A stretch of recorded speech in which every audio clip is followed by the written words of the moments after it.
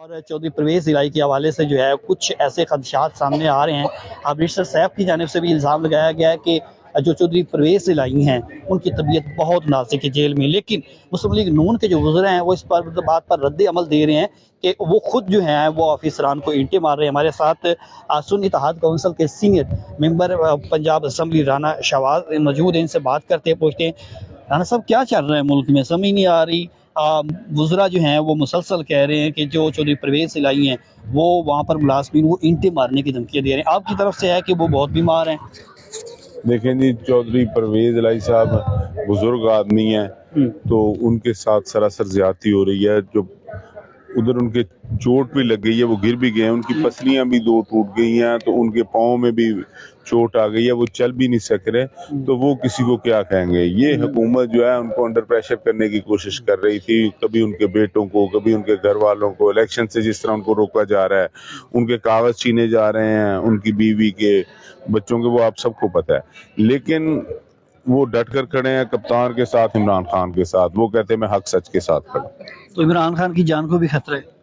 دیکھیں، عمران خان صاحب کی جان کو خطرہ ہے۔ یہ جو گورنمنٹ آپ کو پتہ ہے جس جیسا نظام چل رہا ہے، یہ تمام لوگ ان سے بہت خوف زدہ ہے، کیونکہ یہ جو 2024 کا رزلٹ تھا اس میں 6 کروڑ ووٹ کاسٹ ہوئے ہیں، جس میں سے 4.5 کروڑ ووٹ عمران خان کو پڑے ہیں۔ جس طرح انہوں نے رزلٹ چینج کیا، پاکستان کی تاریخ میں پہلی دفعہ ہوا ہے کہ لاہور کے الیکشن میں میاں نواز شریف صاحب الیکشن لڑ رہے تھے تو 8 تاریخ کو الیکشن تھا، اور 8 تاریخ کی رات کو انہوں نے RO کو چھٹی پر بھیج دیا کہ اس کو ہارٹ اٹیک ہو گیا، اس کو تبدیل کر دیا،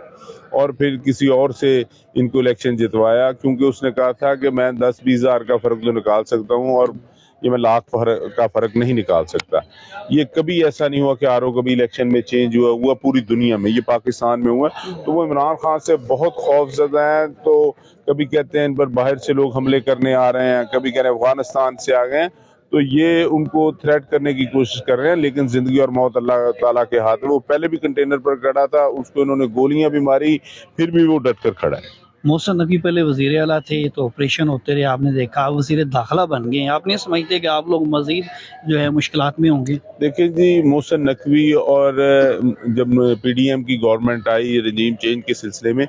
یہ ایک ہی تانے بانے تھے دونوں کے۔ ہم نے تو اس وقت ہی کہا تھا، لیکن لوگ کہہ رہے تھے نہیں جی یہ نگران ہے، یہ الیکشن کروانے کے لیے، لیکن 90 دن کے لیے ہے، وہ غیر جمہوری طریقے سے 13 مہینے رہے، اور یہ پھر کٹھے چلتے رہے۔ گورنمنٹ جب نون لیگ کی تھی پھر وہ چلے گئے تو یہ ان کے سہولت کار بن گئے، تو انہوں نے ROs کا الیکشن بنانے کے لیے مینج کیا اور سارا کچھ کیا، تو پھر اس کے بعد اس کو انعام کے طور پر محسن نقوی صاحب کو